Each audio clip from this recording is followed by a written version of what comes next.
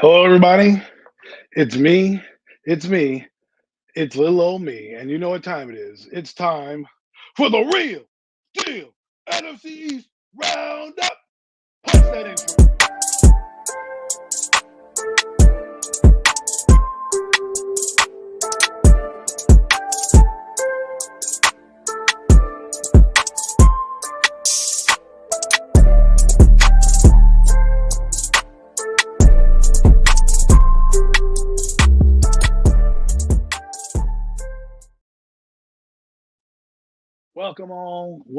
Welcome all to the the real deal NFC East Roundup with yours truly, Adam Costas.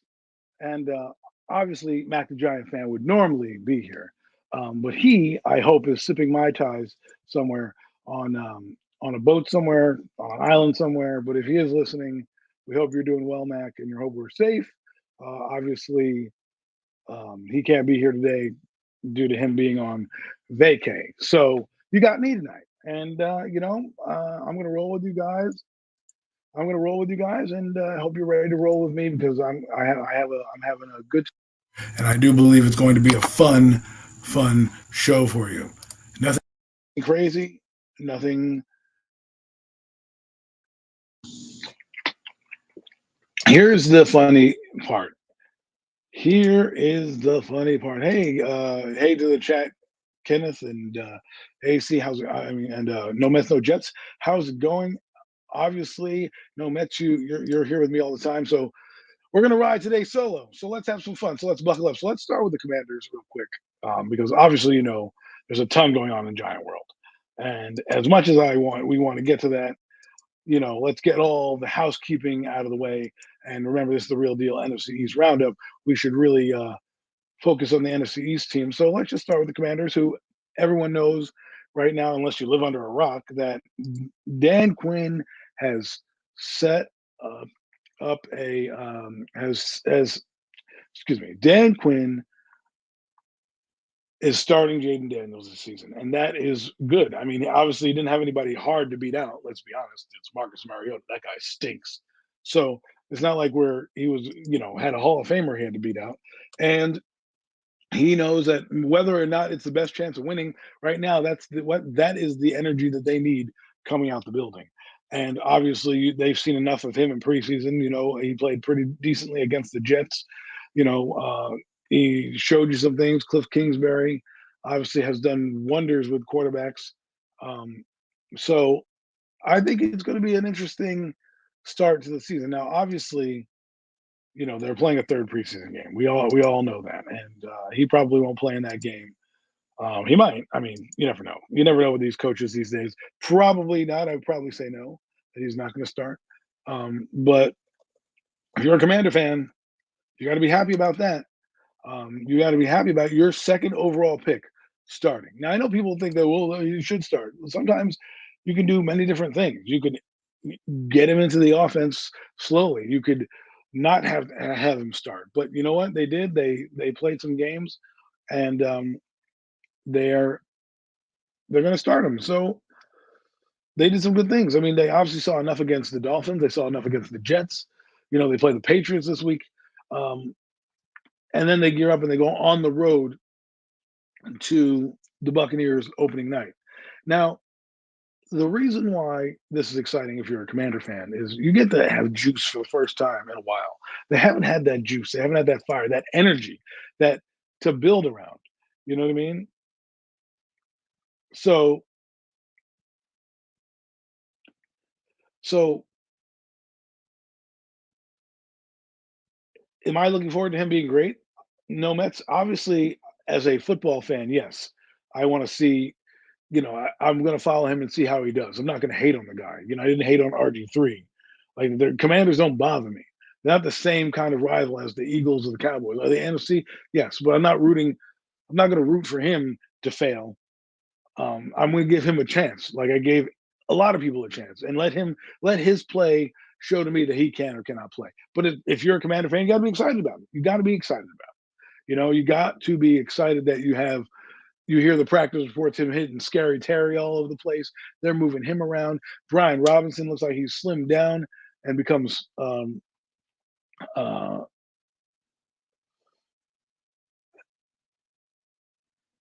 he's coming. He's slimmed down Brian Robinson, so their run game is going to be pretty good if they can get it going. Now, obviously, their offensive line's been a bit of a headache, and of course, they got Bobby Johnson as the head coach, and we'll see how that works out. But again, with Cliff Kingsbury and Jaden Daniels, it's going to afford you a lot of flexibility in the run game because you're not gonna know if you're pounding the rock with Robinson, and then you drop back to pass and you have Jaden Daniels, who obviously is going to take off, right, and run. It's going to be hard to defend those guys. Um, Obviously, Jaden Daniels may want to run to get out of bounds and do smart things like that. So that's where the youth of a quarterback will come in.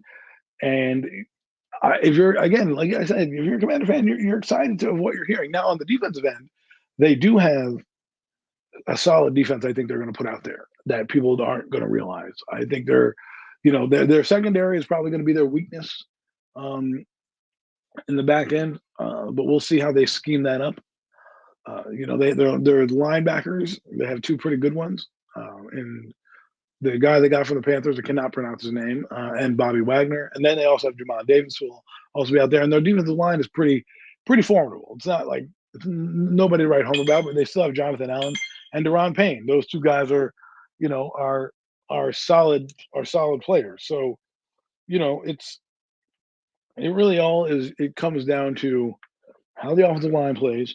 I mean, Colin Cowherd, I'm paraphrasing, he predicts that Jaden Daniels is going to be the rookie of the year. So again, insane to think that the Commander fan would be rookie of the year, but that's where it's set up to be. And like we said, many quarter teams have many different ways to start quarterbacks.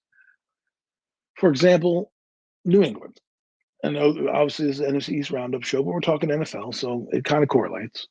Um, the Patriots, if they decided to, they don't have to, decide that Drake May is not ready or don't want to put him out there right now, they have Jacoby Brissett. They got a veteran guy in there who can kind of play, right? And keep the seat warm. Now, that's different than in Atlanta. Atlanta, they know what they got, but they're going to keep Kirk Cousins on the season at least 1 year. But the young quarterback that we're talking about that they have here, they don't have to start him. Every team is different. The Commanders, they did bring in Marcus Mariota, but again, Marcus Mariota is not, a viable starter. He wasn't really coming in to compete with that job. He's coming in to be a veteran presence to kind of help coach the young guy and give him some advice. Because if you think about it, I always talk about backup quarterbacks, right? I like the backup quarterback because somebody taught me that if you have a backup quarterback, try to bring similarities to the game to the one that you got starting, which absolutely makes sense. You want to groom a quarterbacks that if this quarterback's your system, you want a couple of those guys that do the same kind of thing, so you don't have to lose your offense at all, right? So when you look at it and you bring in a guy like Mariota obviously can't run the same that he used to. Is still older, but he still has some mobility where again you can run some of those RPOs, some of those quick slants, that half read concept. Which this is another reason why Jalen Daniels might be good. It's because they're not going to put a lot on his plate. He's going to have 1, 2 reads and then go and then run. Because he's so dynamic with his legs, that's going to take up. That's going to be another element, another factor to help him on his growth. And so people always talk about, well, it's a rookie, you got to overwhelm him. Yeah, but if you're simplifying the offense and calling plays that work and trying to get him in good down and distances, the game can come natural. The thing is that if they don't, right, and this means getting turnovers, getting short fields, doing things like that, right?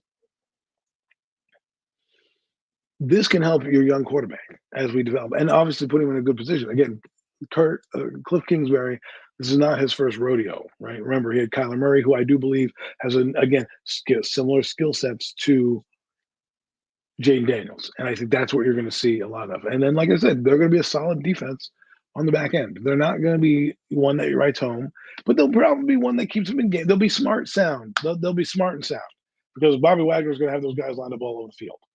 And being that he knows the ins and outs of Dan Quinn's defense, being that he won a Super Bowl in it, people are probably going to gravitate towards him and be like, all right, good, we can go get this and have fun. And at the end of the day, they're probably going to play a lot looser than people think. And when you play loose and you have nothing to lose, that's how you come sometimes win games unexpectedly because you're not playing with any pressure or pride. You're just playing to go out there and no one expects nothing of you anyways.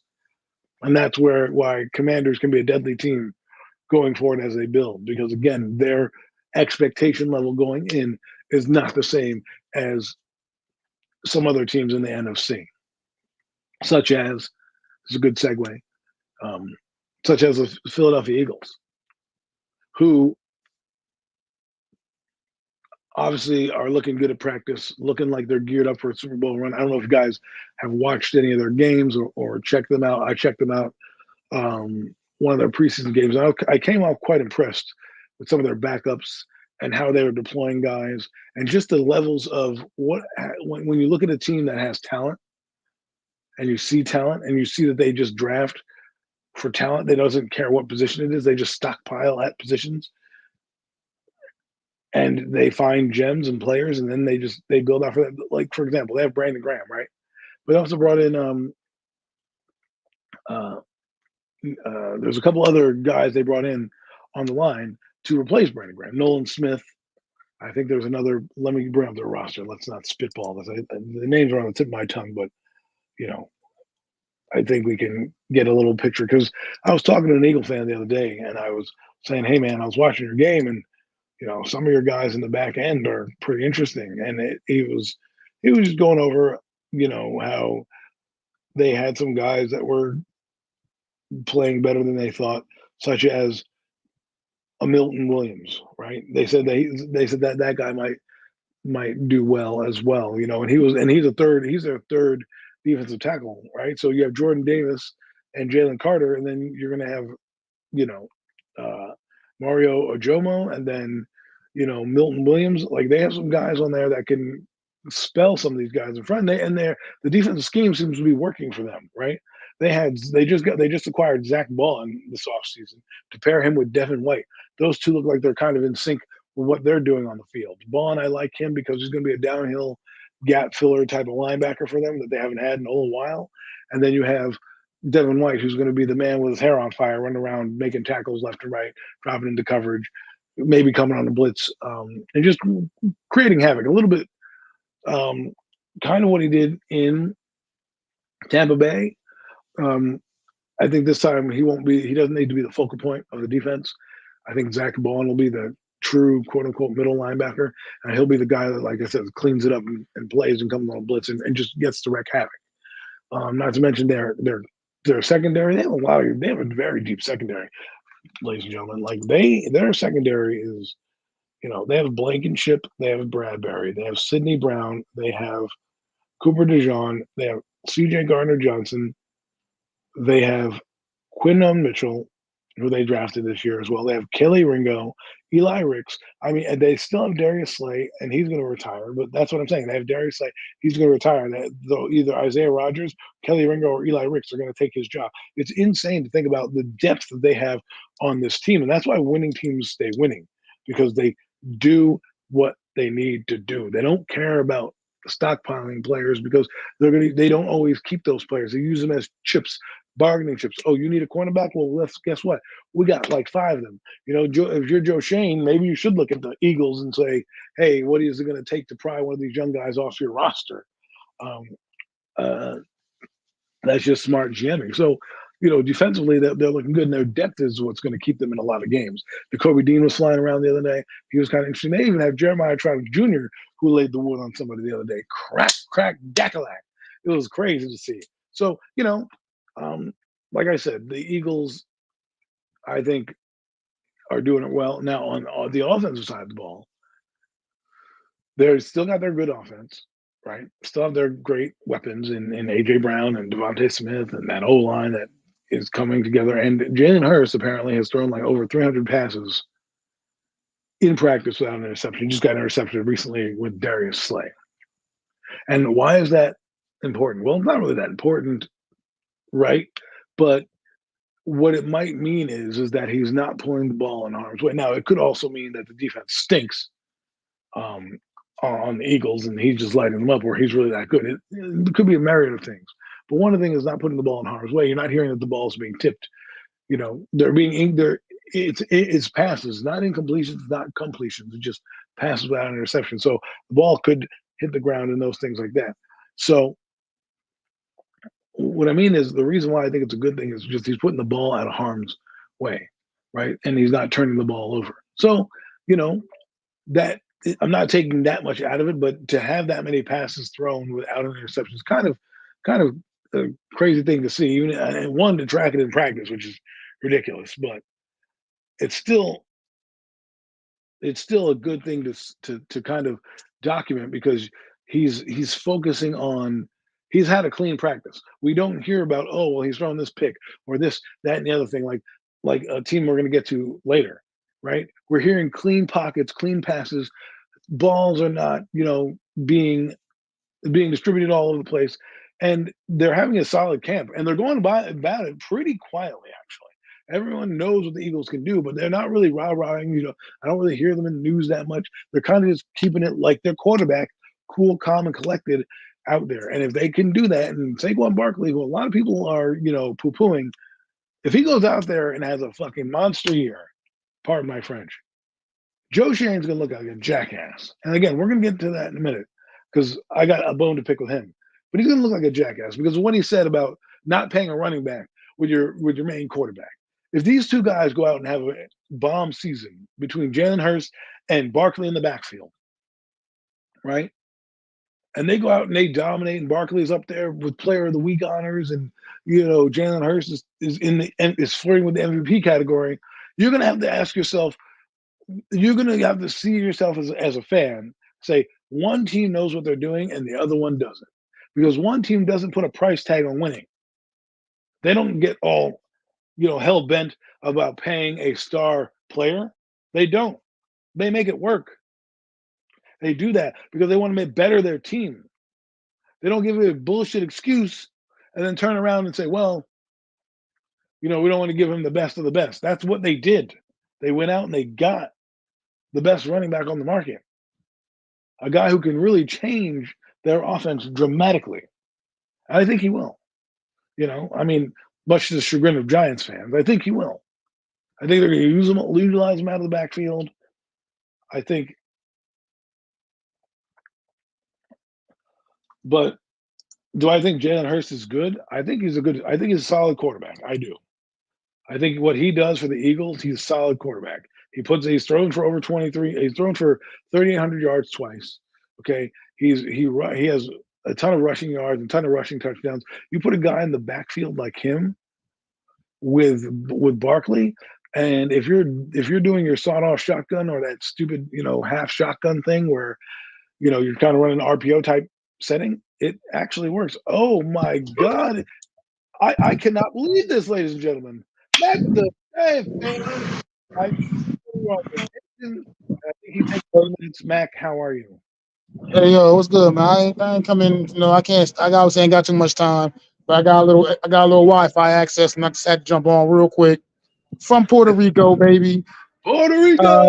Uh, and look, I just had to say my piece, man. Daniel Jones, man, this guy ain't it, man. Like we got to. I'm sorry, I don't know if you was talking about Adam Honest. I'm sorry, I didn't mean to just change lanes if that's not what you was talking about. No, I was But talking about the Jalen Hurts, but go ahead.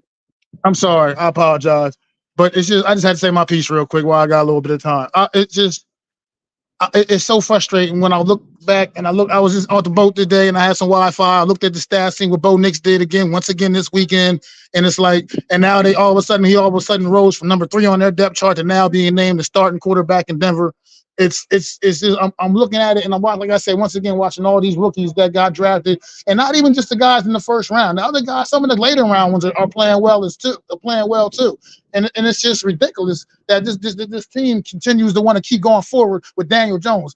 I can see, like I said, at least make him earn the spot. The fact that we're just handing this spot to him, like as if he's done something to just really deserve this, it's just problematic to me, and it makes me wonder what we're really doing as a franchise in New York right now, man. Like I just don't get it. I just don't get it. Wow, Mac coming in with the heat, man. Coming in with the heat. He really scorched earth my Eagles take right to Daniel Jones. But hey, I can't. I'm not going to say my piece right away because I have a bone to pick with the Giants, but I was going to keep it rolling. But No, I I mean, agree. I just wanted to come in. I didn't want to interrupt you, Adam. I just wanted to come in. I had to say my piece real quick, man. And then I don't really have much time because, like I said, it's like It's I'm Puerto gonna be on Rico, the boat. man. What are you doing? What are you doing? Get out of here. I'm back on the boat. You know what I mean, too. So All right. I'm probably about to lose Wi-Fi soon anyway. All right, man. Well, thanks for dropping in. But I just Happy had to Puerto say a Rico. little something, man. I'll be listening to you as long as I can, as long as I got access to you, brother. All right, man. Cool, man. Pop in when you can. Be safe. All right, man. Take it easy. Take care, everybody. All right, my goodness, Mac the Giant fan coming at you live from Puerto Rico. That is amazing. Amazing, amazing, amazing. Well, he talked about Daniel Jones. We're going to get into that mother in a second. Pardon my French if the kids are listening, but damn. Damn. But anyways, get back to what I was saying with the Eagles real quick to put a bow on that. What Barkley's going to do is he's going to allow for Jalen Hurts to do a lot more with that because you're never going to know if they're going to run, if they're going to pass. Maybe they get a little creative with Kellen Moore, who's now moving, you know, um, been moving. The movement of the motion will allow him to get free. I think it's going to be an interesting season to see how they bounce back, the Eagles. And if they put it together, we could be talking about them in late January, early February. I hate to bring that juju out there, but it's real. It's real. When you have that type of team, it's real. So um, obviously they play this week. Everyone plays this week. And who I think I forget who they play the Jets this week. I think they are playing. No, actually they don't play the Jets. They already played the Jets. Sorry, they play. They play the Vikings. Oh wow, good game to kind of observe. But they play the Vikings this week, which is a good game. But I won't play their starters probably, but it'll probably be a good game to navigate for them and see how they stack up against the blitzing defense. But look, I don't think they're going to play their starters. And when you don't have an interception and you're not having turnovers, you get to sit on the sideline. You don't have to play in the preseason. We always get into this argument about preseason. Should they play? Should they not? Yes. If your team stinks from last year, you should freaking play. If your team is good and is gearing up to go on a playoff run or a Super Bowl run or any kind of deep run into the fucking postseason, you can sit those guys because you have a different agenda. Even though the friggin' Chiefs, Andy Reid said he wants to get his guys game ready, so they already have repetition. So I don't know. Maybe I'll take a page of that guy's playbook because he's been to the last 3 fucking Super Bowls and won 3 out of the last 4. So it means something to people. People who tell you that it doesn't mean nothing to not play doesn't mean that. Now, I do believe there's circumstance. I do believe that. I do believe in circumstance. And I believe Jalen Hurts should still take a snap or two. Will he? No, but look at where they are at. I can probably forgive that. Not what I would do. I would be doing what Andy Reid's doing and playing my guys, just so that when they get hit the first time, they're not getting hit. Because when the regular season speed and preseason speed are 2 different things. Guys who aren't going to make the team, who are tackling flanning at you, ain't doing the same thing. In the real game, they're trying to take your head off. They're trying to murder you, take you out of the game, intimidate you. They ain't playing around then. And so for me, those guys need to play in the preseason. Guy like Aaron Rodgers, if you saw what he did today, you don't need to see that guy in preseason because he's 12-year vet. He's coming off. He won it for the regular season. Different circumstance.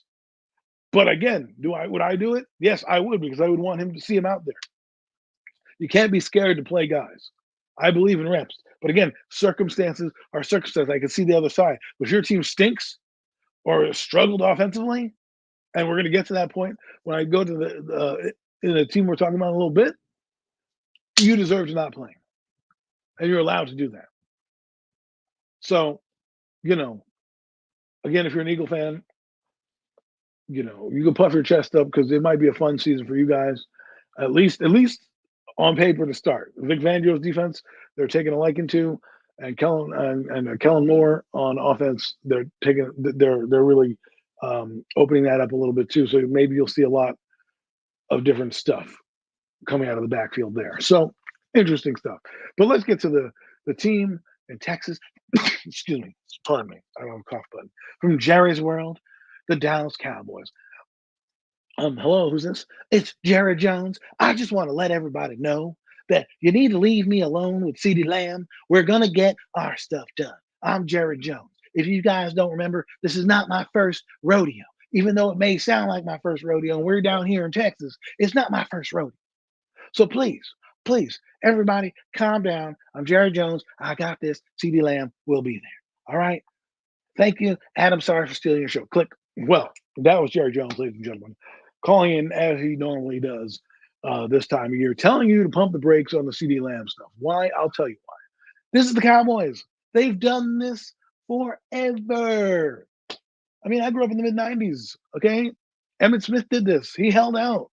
He held out till game one. They got blown out. Jerry Jones caved in. So these things happen. Will CD Lamb be on the team? Probably. I don't think he can afford to miss game checks, and they're close to deals. This is the negotiations. Guys don't want to be at training camp. I'm sure a deal will get signed in the 11th hour, and if it doesn't, well, then shame on him because you have a chance to do something probably special this year, and do you want to be the guy that derails it?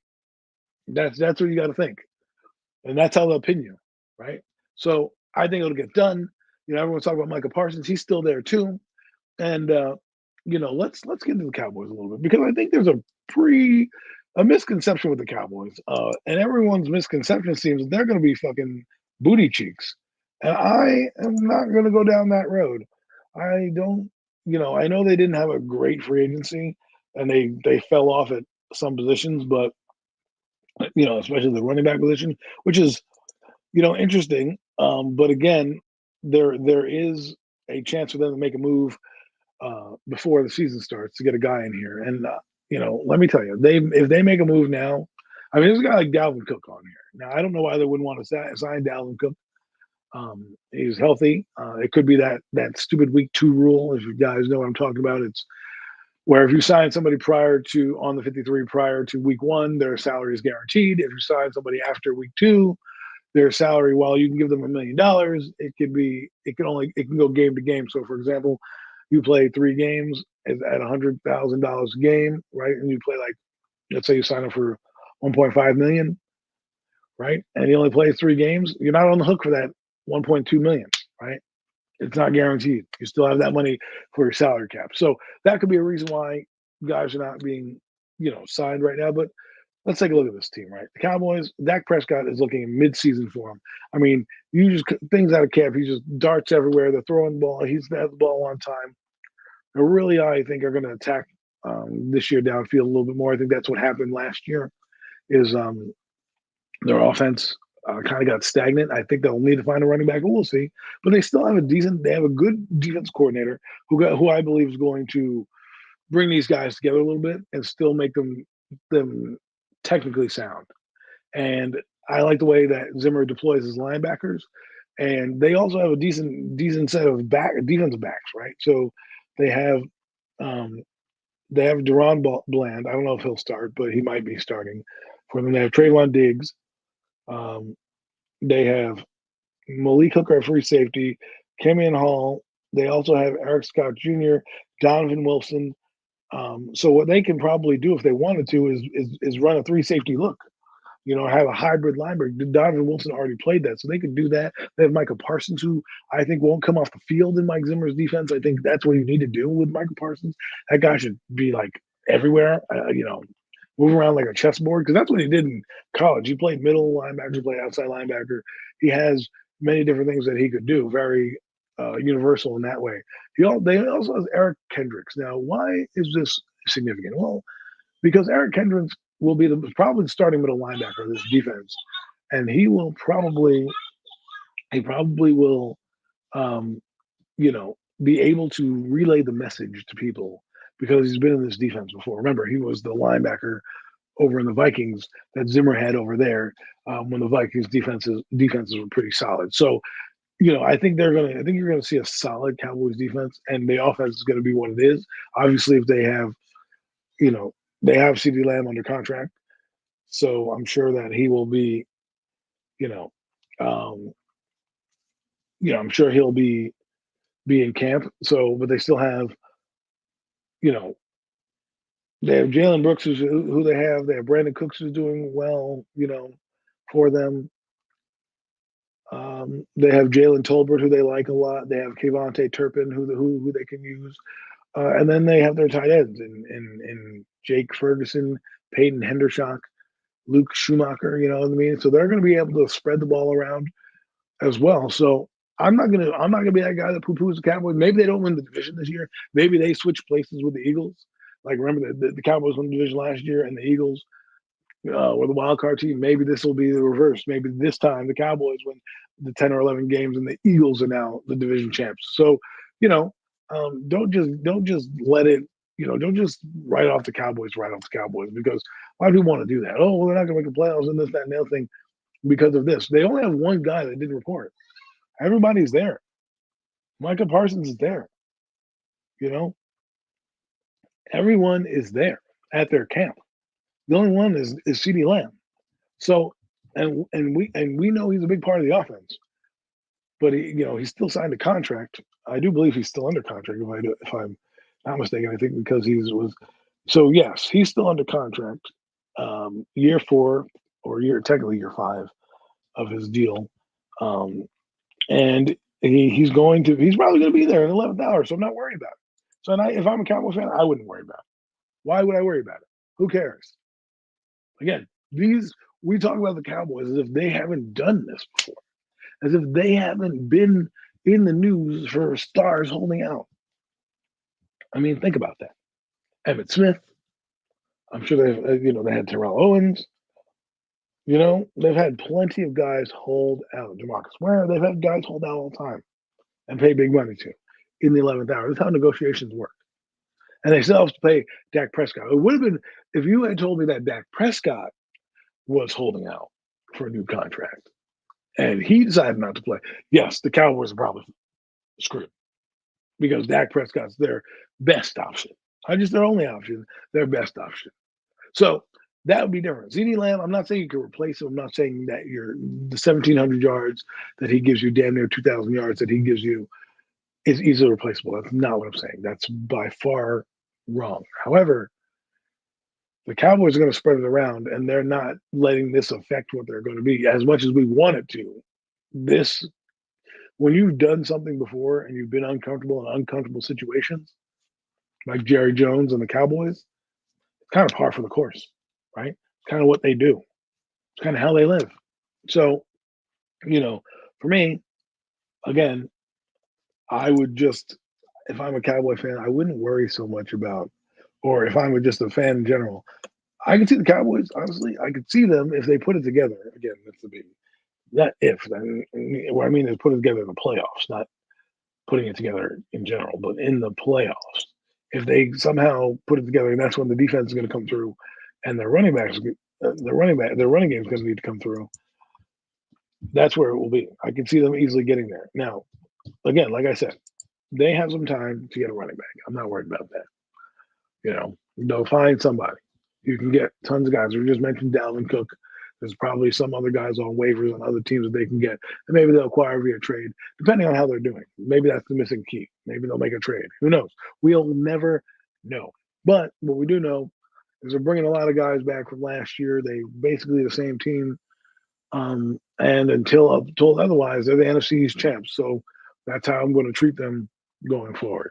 So, but we are at the moment of the night, the team of the night, the team of the evening, the fourth and final team in the NFC East. One that I know all too well. And as Max so eloquently put, has an issue at a spot that we'll talk about. But first, before we get into that, I want to get into Joe Schoen. Because Joe Schoen has put this team in a weird position. Because you didn't draft a quarterback. And because you didn't do anything, here we are. Joe Schoen, This is on you. You know why this is on you? First off, let me give you a little story. I heard a rumor that, or not a rumor, I heard something about how he said that he doesn't want to fire the people or let them go. He'd rather have Brian Dable do it. Are you kidding me? Are you kidding me? That is your job. Your job is to fire motherfuckers. That's what you're supposed to do. But you instead of taking the bullet and taking and falling on the sword like a normal person would, a normal boss would, who fires somebody, you put your friend out in front of the chopping block to make him look bad. How soft and how weaselly is that? That's a weasel type shit. That's snake type shit. Oh, I know I have Brian do it, but I'm in the room. Give me a break. Man up. As much as we hate you, gentlemen, you got to do some things face to face. And that is your fucking job. That is what you get paid millions of dollars for. And right now, his son is looking like a better GM than he is because he left us in this fucking conundrum that we are in right now. Oh, let's, fake rebuilding and compete. Oh, no, we're not. Wait for me. Patience, please. No, no. This team gets no patience. Not from me and not from you. If you're a fan of this team, you should demand excellence. You should demand excellence. What are we doing here? We brought these guys in from Buffalo, from Kansas City, from all these other fucking different places for a fucking better result. And here we are. And here we are.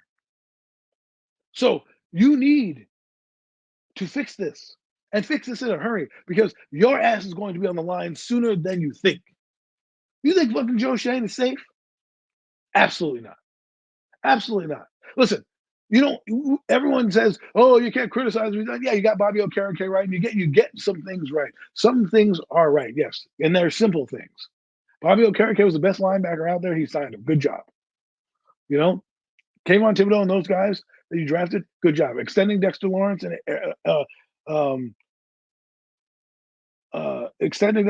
Anthony Thomas and Andrew Thomas. No brainers. That's doing that. Getting bamboozled by your quarterback. You got another thing that pisses me off about Joe Shea. How in the hell are you going to go on the radio? Go on the radio and say to the radio station, well, the agent told me that there's no really middle class market for quarterbacks and it's going to be a bargain. Basically, you got sold on your quarterback being mediocre and not even having it, and you paid money for that. And that was your selling point. And now here we are. Instead of doing the right thing, you get bamboozled. You don't have the balls to fire people. This is the guy leading our fucking franchise. This is the guy that I want picking all these players. Smart, tough, and dependable. Well, it's more like stupid, dumb, and whatever else. My God, smart, tough, and dependable. More like stupid, trout sniffer, dumbass. That's what he is, right? I mean, my God. It just doesn't make sense to me. You have to put Brian Dable in the room to fire somebody because you can't do it? You're not even saving your friend the saving grace. You can't even have the coach just sit down and say, listen, we're going to let you go, or have go up to Joe Shane's office and come do it. No, you don't do it. But hey, let's sign fucking Daniel Jones to a team who, by the way, since we're talking about preseason, and I got vilified on this channel and in different spaces that I went to that said, exactly. Exactly. This is exactly the problem. That's exactly the problem. That's exactly the problem. Exactly. That's dumb GMing.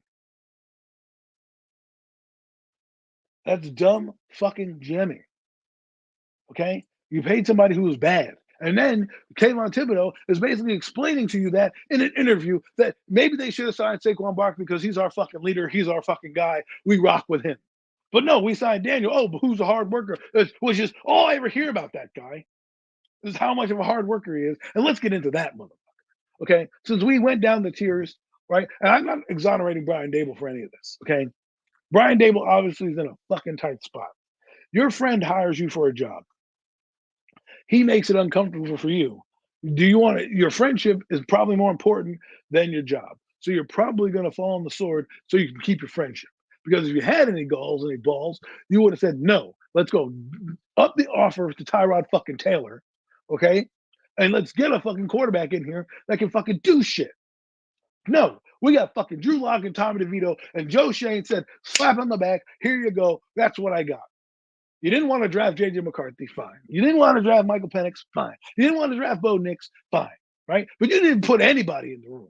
You didn't put anybody in the room. You had guys like Michael Pratt, Spencer Rattler, Joe Milton. Those motherfuckers are still on the board to get somebody in here. We got nobody in here. Our quarterback room is atrocious. And I know people are like, oh, the preseason. Okay, let me break it down to you. You guys who were fucking sitting here saying how good they were when they beat the Lions, what are you saying now? Because the Lions obviously on a different level and didn't give a shit about the Giants. They're working on other shit. And we went out there and we're like, oh, we bullied them. Oh, we hit them. We upset them in the mouth. And then we didn't do nothing. Then the next game, we go to Houston. Now we're talking. Daniel Jones throwing passes over here, looking good. All this stuff, right? You get to the game, and you come out flat. The first pass of the game is a damn near pick six. Damn near pick six. Oh, but he's changed. It's preseason. No, motherfucker, you don't get that grace period. You've been in the offense for 3 years. You understand how defenses work. This should be an easy pitch and catch. Instead, you drop back, and they didn't even do any scouting. It wasn't like they was game planning for you. Were they game planning for you? No, they probably had a run sheet on the scouting report that says, oh, he stares down his first read. And then what happens? Under center, set, hunt, first read. Almost throws the interception. Then, of course, there's a drop pass, and then a 3 and out. So they punt the ball, you know. And I, judging by his body language on Hard Knocks, I would agree with you there. You know, I think he doesn't want the quarterback, but he has no choice because his friend put him in this fucking position, and that's what the fuck happened. You know, so anyways, I'm gonna get to that, right? Because remember, Tommy DeVito came in the game, and I told you guys last week, Tommy DeVito looked like the same fucking guy. I told you that Drew Lock looked like the same fucking guy that he was, right? Oh no, it's preseason, it doesn't matter. And then our $100 million quarterback, and if I'll credit JT O'Sullivan, he did a good breakdown on QB school on why Daniel Jones is who he is. Okay, 6 years, and he still got motherfucking problems.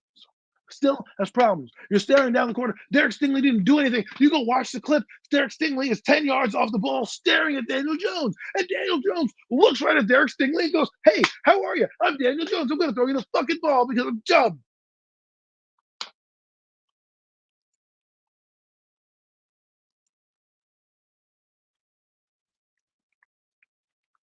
But here we are.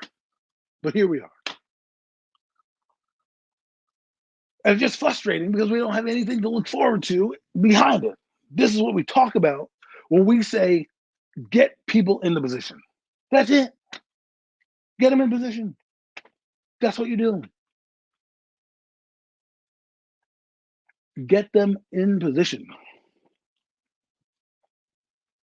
Because it's seriously tough to handle. The first pick, unexcusable. And mind you, the offensive line in the game played pretty well. You got to give them credit. They played pretty well. They gave the guy time. Okay, now, granted, was Houston blitzing? No. Was Houston pretty vanilla? Yes. Right? And yet, these mistakes are still cropping they're rearing their ugly head in preseason. This shouldn't be happening. You understand? If you're this elite quarterback and you're this guy that's supposed to be the guy, well, this shouldn't be happening. You shouldn't throw a pick six like that. Because when you watch that play, he had 5 seconds to throw the ball. And then a guy was coming at him. Okay, I get it. He could have thrown the ball away. Instead, he's about to get sacked. He was going to say, let me take the sack. Then he's like, I can't do that because I got the safety. And then he was like, oh, there's Theo Johnson, and there's the sideline. Let me try to throw it with no power. I'm falling on my body, and I let the ball flutter.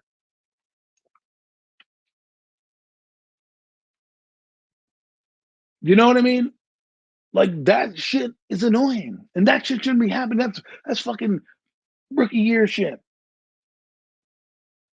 You should have the awareness. And then you go, and here's the other thing that's mind-boggling. If you watch the Houston side with CJ Stroud, they're in the same end zone, same corner of their end zone. right? And CJ Stroud just manipulates the pocket, moves up in the pocket, and boom, throws the ball downfield on a strike in the same fucking situation. You saw two different quarterbacks in two different mental states. One that panics, the other one's up, here we go, boom, boom. I've been doing this all my life.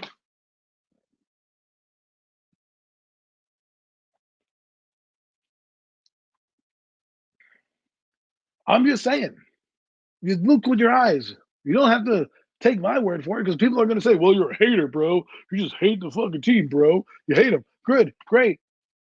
The guy stinks. I don't have to like the guy because I'm a Giant fan. That's another thing that pisses me off when people say that. Oh, well, you're not a Giant fan because you don't support the quarterback. I don't have to. Not many people supported A-Rod when he came here and won a fucking World Series. And that guy's 10 times better at his sport than Daniel Jones is. But people hated that guy. It takes a certain type of athlete in New York to be loved by everybody. LT did it. Derek Jeter did it.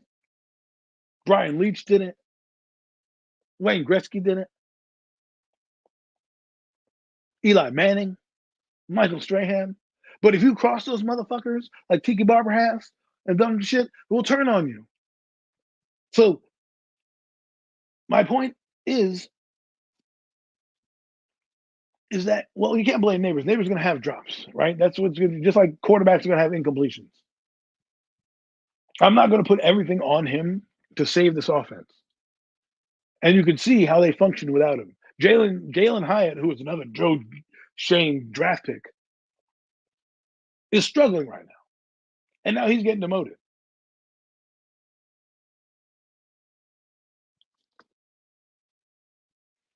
You know, like, but here's the thing, G-Men. Everything can be perfect, but his mechanics are flawed. There's a play in that game where he sees Wan'Dale Robinson streaking open, and he's staring right at the guy like he normally does. And instead of throwing the ball, thanks, Mac, instead of throwing the ball, he pump fakes and waits, and then boom, misses the play. And then he throws the ball, and Rondo Robinson now has to dive, who could have had yak yardage, by the way, dive and fall on the ground. Does he have a dime to Darius Slayton? Yes. See, that's what Daniel Jones does to you. He makes you flirt. He flirts with greatness, which makes everybody keep going, oh, wait. Let's keep him another year. You remember that game against Minnesota? Wait. Remember that game against New Orleans? Wait. Let's not get rid of him. Remember that game against Washington? So that's what you do. Then you keep keeping the kid because you see a glimpse here, you see a glimpse there, But then when you look at it and you break it down the film, what's going on, Chad? How you doing? When you really break down the film, there's a mechanical problem with him. He has mechanic problems from his shoulders to his feet. Don't ask me. Go look at JT O'Sullivan. He'll point it out to you. He pointed out that Daniel Jones, when throwing to his left, his feet are faced to the right, but his shoulders are faced to the left. So he has to take a step. He has to take a step, right? He has to take a step, and that step slows you down half a beat on a timing rhythm route. So that's what gets you behind the defender, gets an advantage now because instead of having to worry about 3 seconds, he has to worry about 3.1 seconds because you have to move your damn foot to the left because you're not in the proper position to throw the football. And this happened all game. And this has been his MO. Not to mention, like I said, not trusting what he sees. Okay?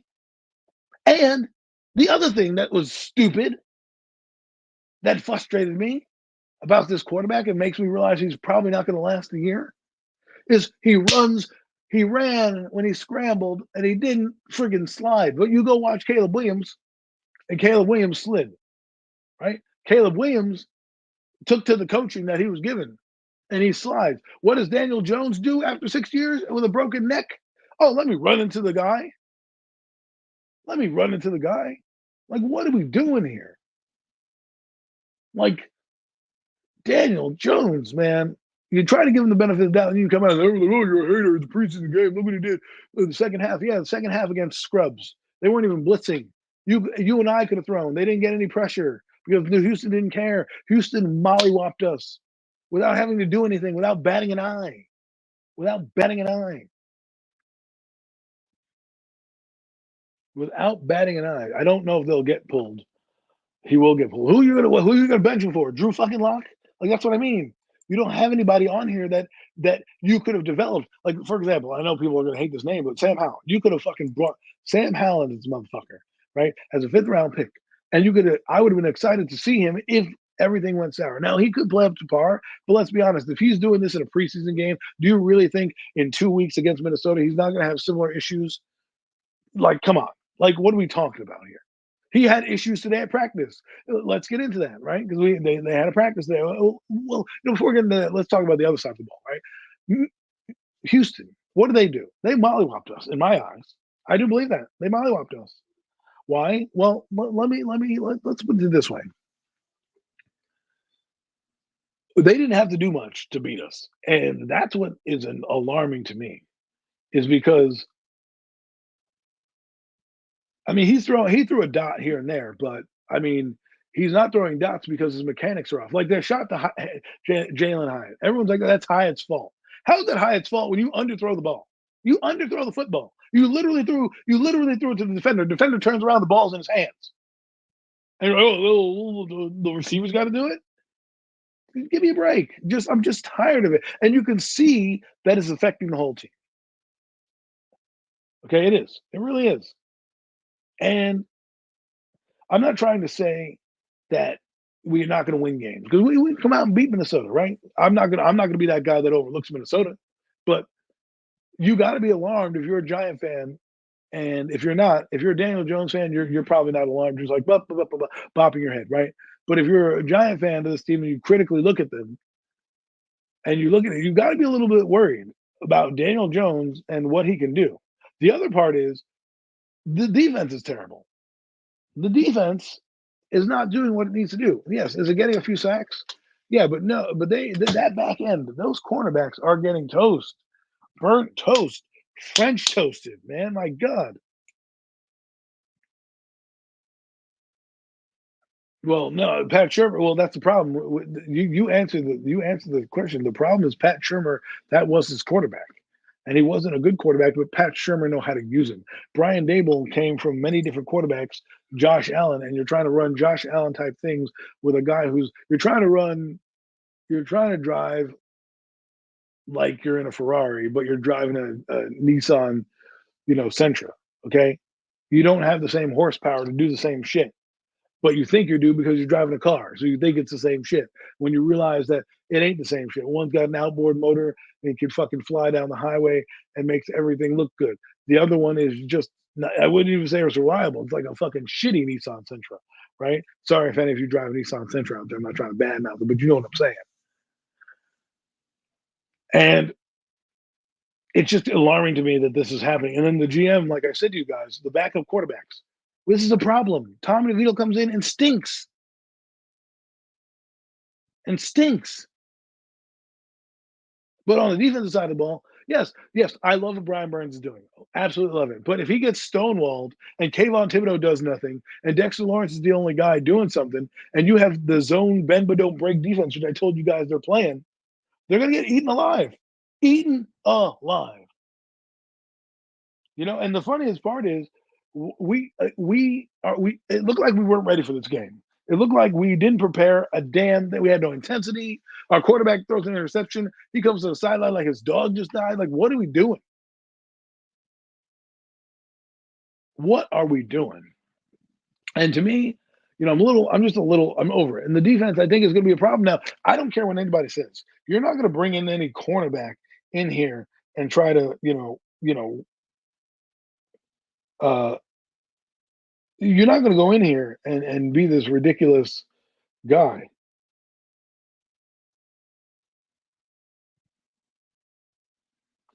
you know, and you're not going to sit here and tell me that you're not alarmed, right? Everyone keeps telling me you didn't even put any money in the position.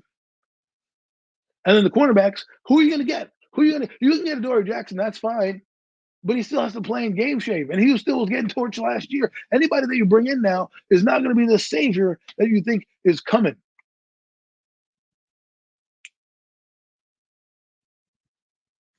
And there's nothing you can do about it. If you looked at what happened today at practice, the Giants got mollywopped by the Jets. And that's a fact. That is a fact.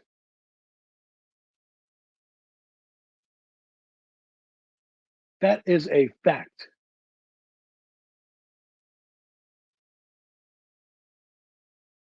And it's not even close. Listen to this. The Jets offense is throwing darts all over the field. 50-yard bomb, 50-yard bomb. Garrett Wilson, touchdown. Garrett Wilson, touchdown. This guy, long touchdown. That guy, long touchdown. What do we get? 9 for 9, and the offense methodically drives down the field. Like, what are you talking about? Yeah, sure, we scored probably on a kick return and that play that at the goal line that they said the guy walked in for a touchdown.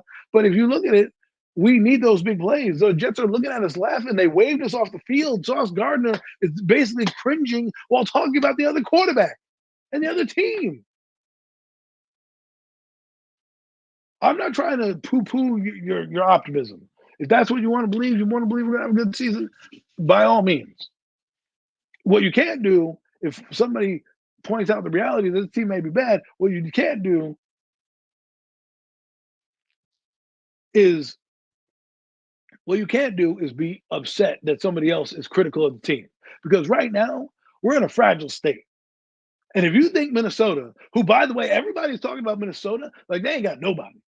They got two of the best safeties in the league. Not to mention they just got Gilmore and they have Griffin, who can also play.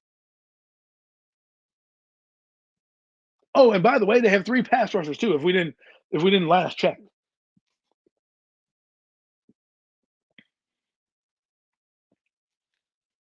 this defensive coordinator that people talk about, he was the last choice for Brian Daboll.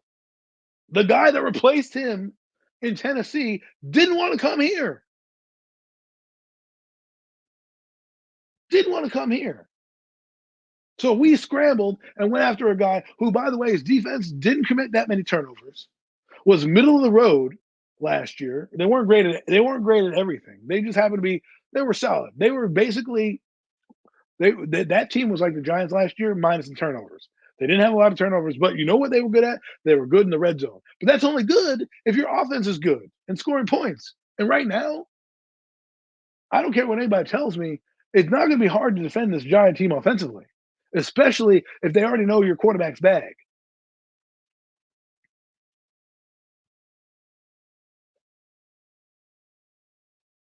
I'm just saying, like, if they fail, because we think that, I mean, look, and by the way, Deontay Banks is getting burned. It's not like the bad guy; everybody's getting burned. And I said this a while ago, and I'm hoping people understand it and stand on it with me. Deontay Banks was chosen for Wink Martindale's defense. Okay, that's what he was chosen for. He wasn't chosen to play in Shane Bowen's defense. He was he was he was drafted to play in a system that is not here anymore. So now you have a guy who is basically playing, I wouldn't say out of position, but out of his comfort level. And he's getting burned and torched in practice. The teams are a team. See, the funniest thing, G Man, is they're already doing it in preseason. They're already doing it in preseason. They're already doing it against the Jets. Sure, we had some big gainers, but there were sacks left and right on this offense. And do you think that this offense can carry this team if this defense is is bad?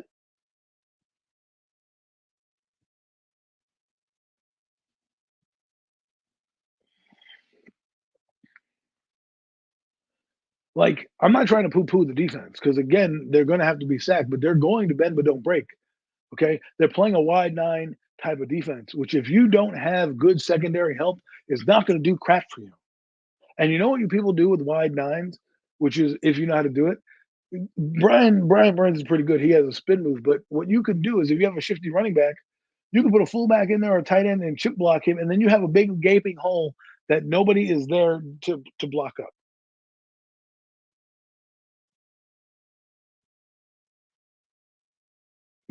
I'm just saying the Giants' offense went from being like we talk about Darren Waller, Saquon Barkley, you know, um, Darius Slayton. We had playmakers in an offense last year, and we couldn't get shit done because our quarterback couldn't move around the pocket. But then we put in Tyrod Taylor with the worst offensive line, we were able to move the ball downfield. It's no coincidence. And yet here we are hoping that if we put this lipstick on a pig, it's not going to be a pig.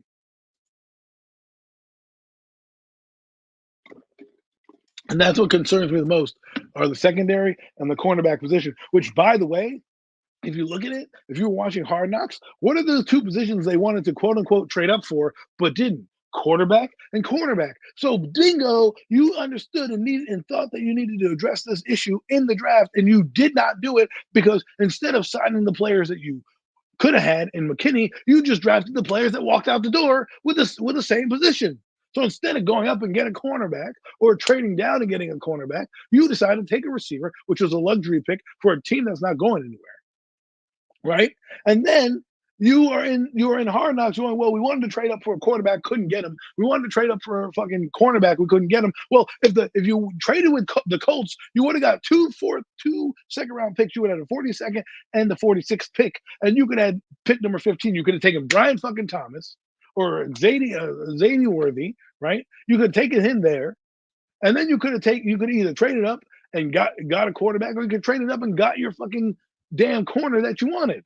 But instead, you were too busy. I'm Joe Shane. I know more than everybody. And your son even said it to you. This is a once-in-a-lifetime job, Dad. Maybe you should draft the quarterback. And you're like, I'm going to draft a receiver. And you ask your coach, and he goes, I don't know, man. He tells you about his body language. And he's like, cool. He doesn't even look you in the eye when you ask him about Daniel Jones. He doesn't even look his boss in the eye when he talks about that. And then you have this issue with the backup quarterback, right? So let's just say hypothetically, if Daniel Jones is the best quarterback, he goes down now for whatever reason because he never stays healthy. We're gonna be Drew Lock's gonna be the savior? We look forward to him? Like, this is what I'm talking about in cap management. Instead of signing Saquon Barkley and Xavier McKinney and having all-star players at positions of need, you decided to let them walk and then drafted those positions anyway. And then complain to your boss in the draft room that we couldn't get the fucking quarterback and we couldn't get the corners that we wanted because we don't have any of that stuff. That's what I mean. When you think about it logically, and you sit there and you're like, maybe this guy is onto something. Think about that. Think about how he wanted to get a player. And instead of maneuvering the board and getting more players, which, by the way, Malik Neighbors is a good player. I'm not stopping that. But that was a luxury pick for a team like the Bengals when they lost Joe Burrow and they knew Burrow was their quarterback. They were like, you know what? Let me get his teammate because we don't need a quarterback. We can do that. And we can build this thing. What you did was you said, you know what? We doubled down. We're going to triple down on Daniel Jones. We're going to hope this guy helps mask Daniel Jones's problems. And then instead of going out and addressing BPA, you took BPA at a place of need, which, if anybody could look at the blueprint, you lost a tight end, you drafted a tight end. You lost a safety, you drafted a safety. You lost a running back, you drafted a running back. Right? Like, what are we doing? Like, how hard is that? And then you wonder why you have the fucking issues that you have on the back end of your offense and the back end of your defense. Your back end, the offense can only go as far as Daniel Jones' dumbass can take him. And because you decided to not do anything about it and put it in the position, God forbid that guy gets injured or this season is tanked, we have nothing to look forward to. Does anybody really think out there that Daniel Jones' problems are going to mysteriously go away in the next 3.5 weeks when we get to Minnesota? Yes, we might beat Minnesota because they have Sam Darnold. I get it. And that's what has been presented to me. But if you're looking at, if I'm Minnesota and I'm looking at the Giants, I'm saying, they got Daniel fucking Jones. They got Daniel Jones. And they didn't address it. At least Minnesota, they have some hope waiting in the wings in J.J. McCarthy. We had Bo Nix sitting there, and people told me we couldn't do it. That guy is zippity doing passes all over the place in mid-stride. These quarterbacks that are coming out are more athletic than our quarterback and a lot headier. And I'm not trying to poo-poo on him. I'm just saying.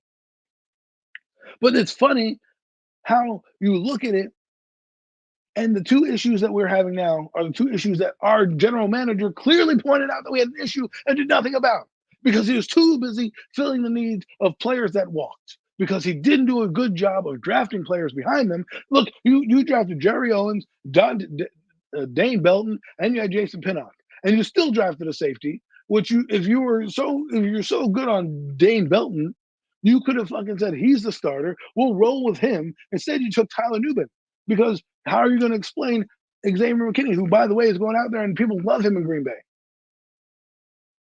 You let the face that runs the place in Barkley walk because you were too stubborn to pay a running back because he was 27 years old. And then you go pay a 27-year-old running back, and then draft one in the draft. You waste a 5th-round pick on a guy named Tracy when you already signed a running back. You signed Turbo Miller, and you signed a running back, and you had Eric Gray and Gary Brightwell on the roster. Yet you still dove more resources into the running back position. And in the other position that you need depth in, the offensive line, you didn't take a single fucking player there. Because instead of doing what a normal GM would have done and took one for the team and either drafted our quarterback or traded out and got more assets on a team that is bereft of talent, you sat there and stuck and picked. You could have Jordan Travis or Spencer Rattler. You could have had those guys.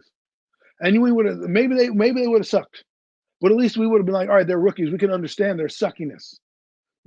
But maybe he'll get it because we believe in Brian Dable. Isn't that the reason we brought Brian Dable here? We brought Brian Dable because he's supposed to be a QB whisperer. Isn't that the whole reason? So wouldn't you think a guy like Spencer Rattler, who wasn't a bad player in college, just had some misfortunes going on and got a bad rap because of some of his attitude problems that he had in college? Oh, by the way, he got replaced by arguably the best college quarterback in his class. And here we are, not even having anybody in the pipeline to hang our hat on. Meanwhile, guys like Gardner Minshew and the other quarterbacks across the league are getting paid to be backup quarterbacks to save seasons. Jacoby Brissett, Jameis Winston. We don't want to bring any of those guys in, competent guys that actually could function in this offense and probably be better than the starter. No, we go and regress and bring in Drew fucking Lock. We let Tyrod Taylor, who was the best quarterback on our roster last year, walk out the building to the fucking Jets, who he may not even play that season. He's going to collect the paycheck. And we didn't do it because we did him dirty, so he didn't want to come back and do anything for us. And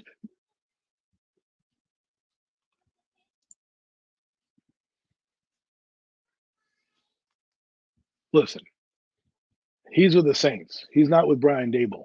You're not drafting Spencer Rattler to draft Spencer Rattler. You're drafting Spencer Rattler because you have Brian Dable.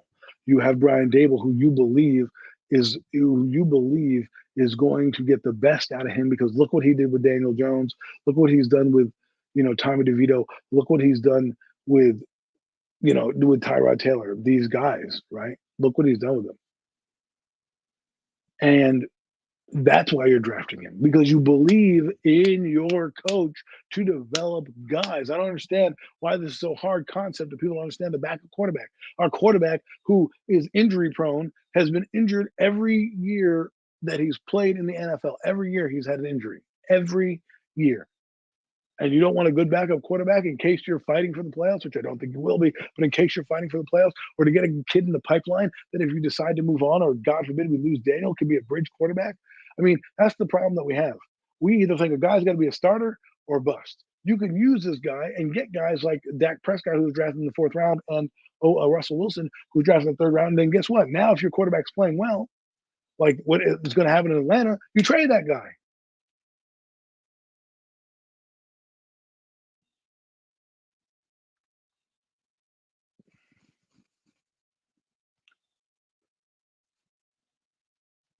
I mean, you can go get them you don't need to trade down. I'm just saying trade down to get more assets. If you were going to stick and pick, you should have stuck and picked the quarterback. You shouldn't have stuck and picked the wide receiver because there's plenty of them in this draft and you could have traded down and still got a wide receiver and a cornerback is what I'm saying. You could have done so much more in this draft with trade partners because there were people asking to get to your position.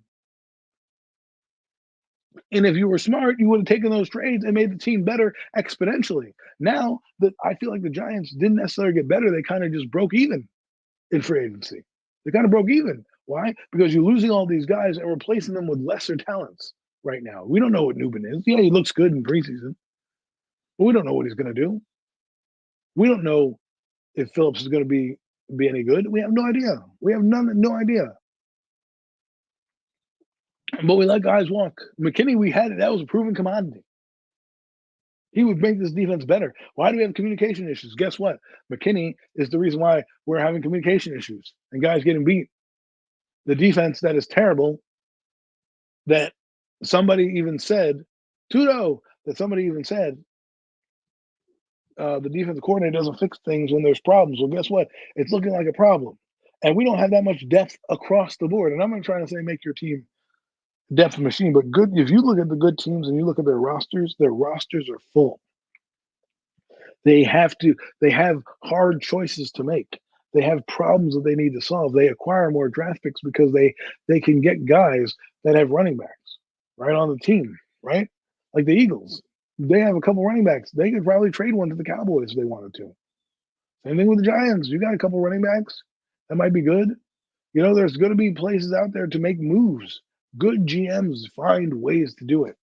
Good teams acquire talent and they draft best player available. The Cowboys draft an offensive lineman every year, it seems like, in the first round. And every year their offensive line's good. Their coaching is good. They know how to develop players. They know when it's time to move on from players or how to negotiate and move on. Same thing with the Eagles. They don't let guys stop them from doing it. If Jalen Hurts wasn't worth the money, his ass would have been on the next fucking bus out of here. But they paid him, and then they brought in players because they know he was good. We're still sitting here in year 6 with a question mark at the most important position, and then on top of that, you brought in nothing to help out Deontay Banks. I mean, we rely on guys like a Dane Belton and a Jason Pinnock, but those guys are picked in the 4th round. Those guys are picked as backup players, and you're asking them to go from backup players and solid backup players to starters when they're not even ready yet. Jason Pinnock was an undrafted free agent. Do you think that playing next to McKinney made Jason Pinnock look better? I believe it. Do I think Tyler Nubin's going to be good? Yeah, but is there going to be mistakes? Of course. They're already getting cooked right now in practice.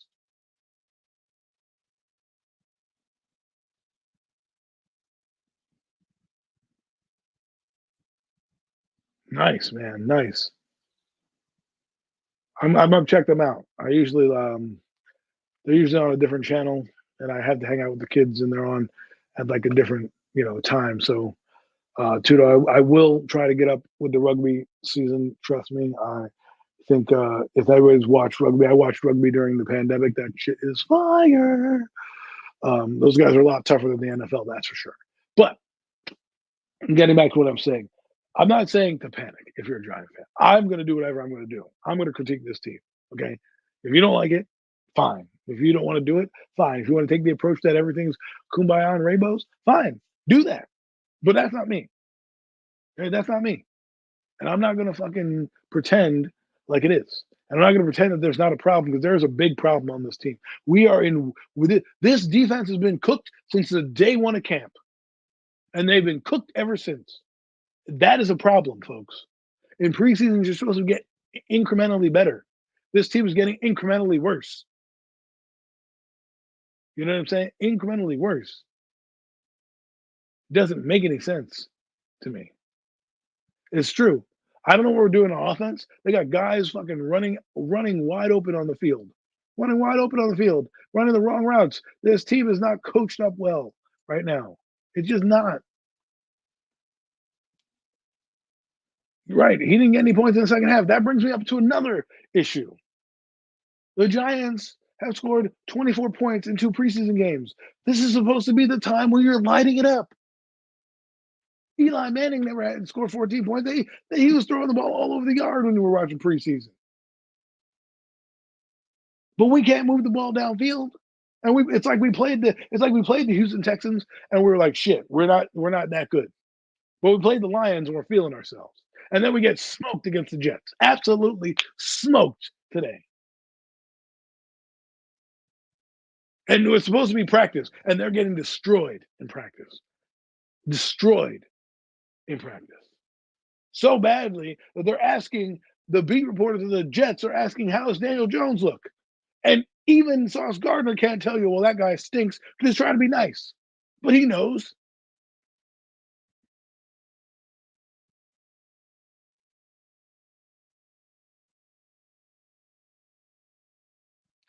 Nice. That's awesome. Well, there you go. That's what you know. It's like UFC on the thing. It's like pay-per-view, man. That's awesome. Tudo does great things. I'm glad that you can tune in, man. I know that it's late over there, so I appreciate you hanging in. That's what I'm saying. Is my point is the teams know. The teams fucking know. And if you don't think they talk to each other, hello, it's social media. We don't live under a rock. It's not the 1990s where you have to landline somebody to call them. They talk to each other. I got to go rewatch it because a lot of people are talking. I thought he was being nice, but apparently he's not being nice. My point is, I'm over this, and you should be as a Giant fan as well, because I just named you three other teams that there's some other optimism or some other hope that there is to bring, and we have this dumpster fire. And I want to believe that it's going to be good. I'm trying to, but it's hard because the Giants, who historically don't do well when they're in the press all the time, historically, so ever since I've been watching, it's going to be hard. It's going to be hard when you're already putting Malik Neighbors in the Offensive Rookie of the Year conversation because people are going to know now what to do. They know that Daniel Jones is looking at the quarterback. Do you believe how lack of game planning you have to do for a preseason game for the quarterback to throw the ball right at you? I mean, we were running basic shit, basic stuff, and they didn't even do anything. They didn't run any stunts.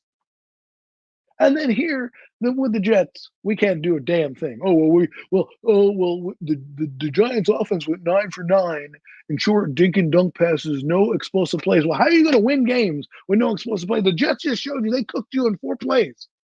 Their game is over. You're trailing 28-7 right now, 28-14 if you count the damn kickoff return. Like that's what I mean. Think about that. Think about that if you're modifying a game. And then this is going to be the kicker.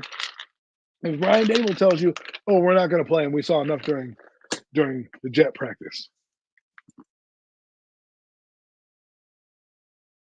because you know that's coming. You know that's coming. If they don't play on Saturday, that's going to be the excuse. And all I have to say is this: you better be ready. You better be right, because everybody's coming for that ass on Monday night. Okay, they're going to come for you. They're going to test you, and not for nothing. If we're talking about Minnesota, because the Jets, I don't really think they're doing anything against the Jets. I mean, I would play Daniel Jones, but the only reason I wouldn't play Daniel Jones is because I know what's going to happen if they play Daniel Jones. Daniel Jones will come out. The Jet defense won't give a shit. He'll move the ball downfield. And everybody like, see, it doesn't matter. It's a game time. Nope. Because you can't use practice for when it's convenient for you to use practice. You can't. And not for nothing, he threw a ball to Neighbors where Neighbors had to turn around. So that means he underthrew the football. Okay? Like, he's not having a great training camp as much as they may want to make you say. And I'm not saying we're going to start the season bad. We have 2 favorable games where we can win. They're winnable games. But remember, those teams are looking at us as a winnable game. Washington, home opener. They're going to be geeked week 2. They're going to be jacked through the roof. They're going to be like, oh, my God, we have Jaden Daniels here. Finally. We're home. We're playing a team that we know we can beat that has been taking it to us for years because of our bad quarterback play. We're going to shove it up their rear end this week. That's what they're going to say. That's what we're going to say. And I hope we are ready because they didn't look ready against Minnesota. Against Houston. They didn't look ready against the fucking Jets. Okay? It looks helter-skelter out there. You know why? Because the Jets know you don't have to worry about nothing. Who you got to worry about? You got to worry about the backfield? They have Breece Hall and all these guys that we got. They didn't even need to run the football. They didn't even need to run the football today. They're like, bink, brink, rainbow shot after rainbow shot after rainbow. They did a scramble drill. And we were so dumb that Garrett Wilson's like, oh, nobody's behind me. I'm going for 6. And that's what they did. And it's just, these are the type of things you don't want to hear about. What you wanted to hear about is you're the team that's smacking motherfuckers in the mouth. You're the team waving bye-bye to the Jets as they're walking by. What happened to all this swagger? What happened to all this identity, Kayvon Thibodeau? I heard you on the open mic. Where is it? It's gone. It's gone because they know what's coming. Yes, but that was because they didn't have a quarterback. Now they're actually going to have a quarterback. So, and it's not like we beat these teams greatly. We barely beat them with Tommy DeVito. And who knows what's going to happen? Will Daniel Jones see ghosts? I mean, will he be the same guy he is? Because I don't think he's changing his stripes. I think you're going to see much of the same, if not worse. I wouldn't be surprised if he's worse because it looks like he's a little shaky. And when we play the big teams that come out, the Browns, the Cowboys, the Eagles, hell, even Seattle, they're going to be coming for blood, and they're going to be coming to put their helmet in their back and knock this guy out the game.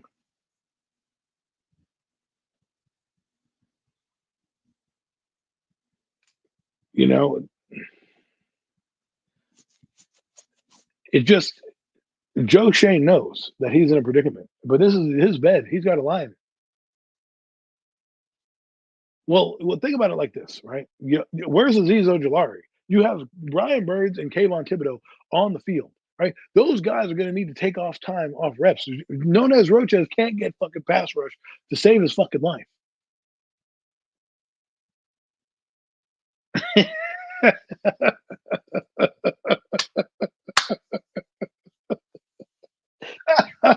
Oh man, I feel your pain.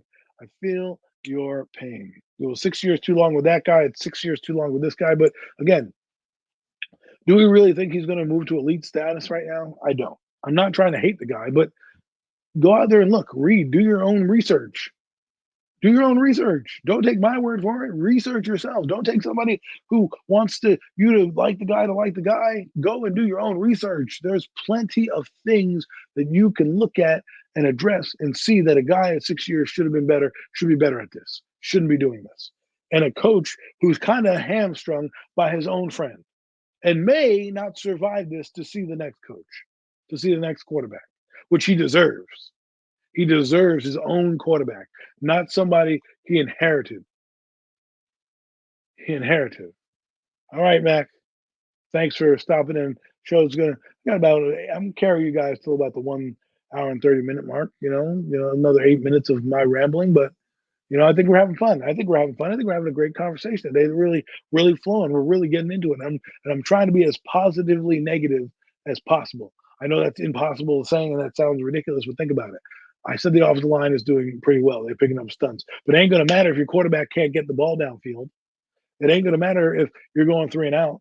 Like the best offensive lines in football still have trouble. Like this is the NFL. Teams find you out. And if your bag is your bag and people are starting to get your bag, right?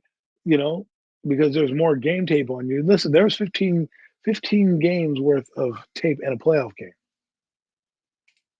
Thanks for everyone tuning in. That's what Mac says. Thanks for everyone for tuning in. Mac is in Puerto Rico. Oh, and he'll be back next week.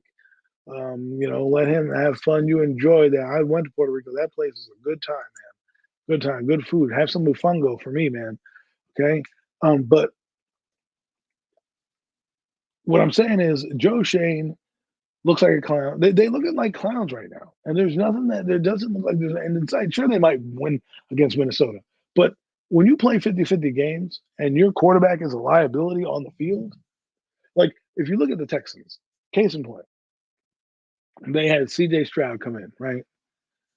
And their coach said that CJ Stroud helped lift both the defense and the offense. The offense because of his play, but the defense because they're going out there saying we want to make a stop. Even they didn't even tire, they dig deeper and they try to make a stop. They don't want to let down CJ because they know that guy's going to be dynamic and they're going to go score points, which they did. But meanwhile, we're over here. We can't even score points in the preseason. As a matter of fact, we scored less points in the preseason game. Someone's like, well, it doesn't matter. It's preseason. Yes, it does. For a team that doesn't score points, it matters. For a guy calling the offense who could be on the hot seat, it matters. And you know why Brian Daboll's calling plays? It ain't because of Mike Kafka. It ain't because of his job. It's to show them that he needs his quarterback. That's what it's to show them. It is to show the ownership that I can't perform to the admirable ability because of the shortcomings of my quarterback. And I wouldn't be surprised. He has nobody to turn to. Like the Giants need to make a move like a guy like a DTR, Dorian Thompson Robinson. I would love that move. Bring him in, third quarterback. Bang, kick Tommy DeVito to the practice squad. Say, good luck trying to find a job. You know what I'm saying? But no, we're going to be dumb and keep that motherfucker around because the two quarterbacks in front of him are stupid. This is where I wish Drew Lock wasn't injured. So we could have seen him against the Texans. Had he come out and had a good game, maybe we have a quarterback controversy on our hands. Instead, we don't because every beat reporter and everybody under the sun is telling you Daniel Jones is the best option they got. And that's sad. That is sad. That's sad. That's really the sad part about it, is when you think about it. There's in the receiver room, you have optimism galore. In the tight end room, optimism. Got a couple young tight ends in there. You know, even some linemen here. Not really anybody new, but some linemen here, right? The quarterback room, you ain't got nothing for 6 years. Not a new face. Every new face is a fucking cast off from another team. We can go over the back. The ever since Daniel Jones was here, right? Eli Manning was his backup quarterback. Then it went to Colt McCoy. Then it went to fucking Mike Glennon and Jake Fromm. And then it went to Tyrod fucking Taylor. Okay? They didn't bring any names here to compete with that position.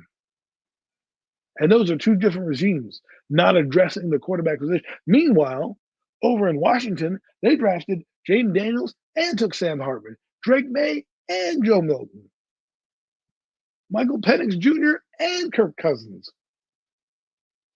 But we don't put any resources into it. None. They have Jordan Love. They brought Michael Pratt in. The Cowboys tried to trade for Trey Lance because they believed in something that he might have something. You see what I'm saying? Teams went out and got Kenny Pickett and things. We could have had Justin Fields here. Do I want Justin Fields? No, but you could have had him for cheap for a year, and you could have had a quarterback controversy. But you decided not to. You decided to do nothing and put resources. You decided to stare your fan base in the face and say, hey, I know more than you. I know that Drew Lock is better than what we got. And that's what you're basing it off of. You're basing Michael Penix Jr., who, by the way, if everyone's really looking at it, Drew Lock is a second-round pick. Those other two guys are ranked higher than Drew Lock because they were drafted higher. So if you're going by draft status alone, you should have easily picked those guys. Drew Lock was not considered a first-round pick, didn't even get picked in the first round. And if that's your barometer saying, well, we got Daniel Jones and those guys, JJ, Bo, and Penix, and Rattler, and Pratt, those guys are not good enough to beat out Drew Lock or Tommy DeVito, that's an issue. And I don't know what Joe Shane's going to do. I have no idea how the season is going to play out. I think the Giants are getting 7 wins. I'm sticking by the 7 wins until proven otherwise. They may get less wins. And as a matter of fact, I want Daniel Jones to play the whole season. If he bombs, he bombs. But he has to me, it doesn't really matter what he does. He has to have a Herculean effort to stay here, in my eyes. But knowing the Giants, they'll be stupid and run it back with them in 2025 if they win 7 games because they're dumb like that. Because that's what they'll want to do. And then we'll be rinse and repeat. And at that point, like what do you do? What do you do? The team gets 7-10 next year. Are you going to be like, this is great idea? Ooh, you're Daniel Jones. And if Daniel Jones is struggling, no, it's going to be like, damn it, why don't we have anybody in here to replace him? Because it's tough. It really is tough. And, this is what we do. This is how we roll, right? And this is what you got to do. So buckle up, people, because who knows what's going to happen. But right now, if I'm a Giant fan, I'm a little concerned about the quarterback and the cornerback because those two things could sink our season and sink our season in a hurry. But ladies and gentlemen, this has been another edition of the Real Deal NFC East Round-Up. I am your host, Adam Costas, my co-host, my super dope co-host, and my ever grateful, gracious host who brought me on here with you guys, Mac the Giant fan. He is signing off from Puerto Rico. I am signing off from parts unknown. You have a great day. I'll talk to you very soon. Have a good one. I'd like to thank you all for listening. If you was feeling this, please take time to subscribe and smack them likes. Feel free to drop a comment and let me know what you think. Don't forget to ring that bell so you know when I'm dropping new content. It's your boy, Mac the Giants Fan. You can find me on Twitter, YouTube, and Facebook at Mac the Giants Fan. That's MACDA Giants Fan.